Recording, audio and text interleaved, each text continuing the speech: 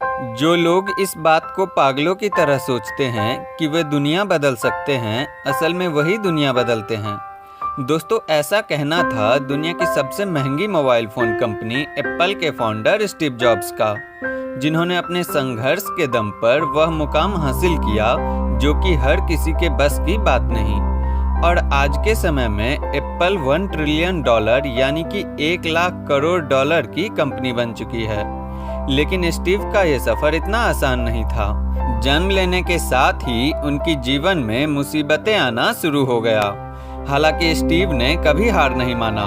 तो चलिए दोस्तों, स्टीव जॉब्स के सफ़र को हम शुरू से जानते हैं कि कैसे बिना माँ बाप के बच्चे ने विश्व की सबसे बड़ी मोबाइल फ़ोन कंपनी बना डाली।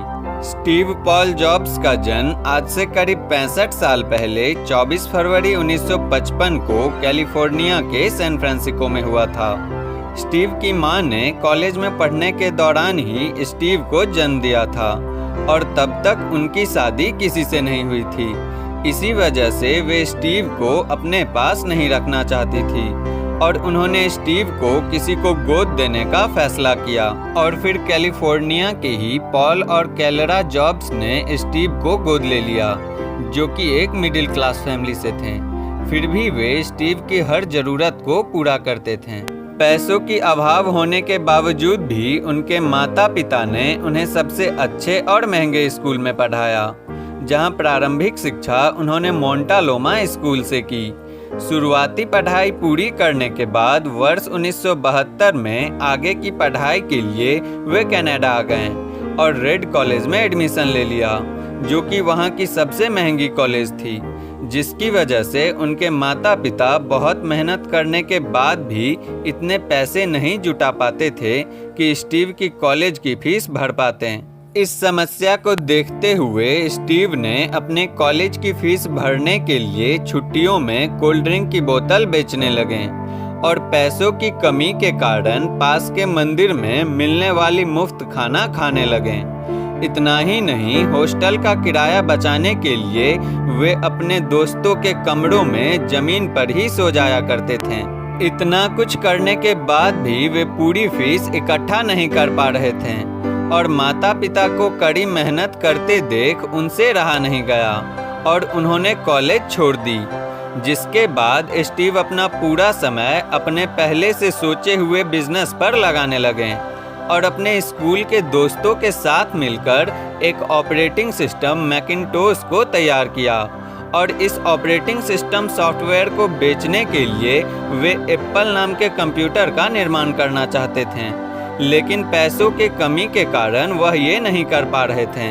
हालांकि उनकी इस समस्या को उनके एक दोस्त माइक मर्कुल्ला ने दूर कर दी, जिसके बाद मात्र 20 साल की उम्र में स्टीव ने एप्पल कंपनी की शुरुआत की।